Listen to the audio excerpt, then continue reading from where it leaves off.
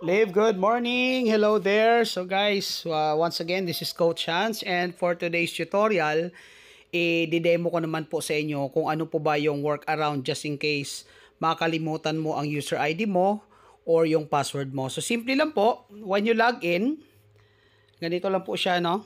You just have to click on sign in help.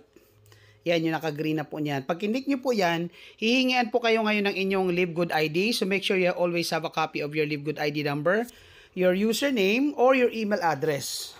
So for this tutorial, I'll use email address. Okay po saglit lang po Yan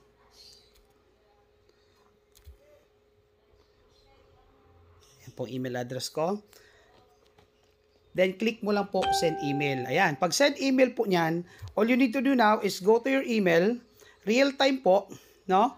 Pag nag-refresh ka po ng email mo, ayan, andyan po, lalabas po yung login support.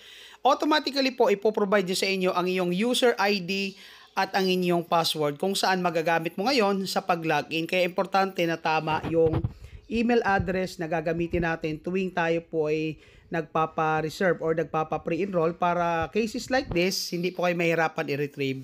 Alright, so I hope may natutunan po kayo dito sa ating very short tutorial.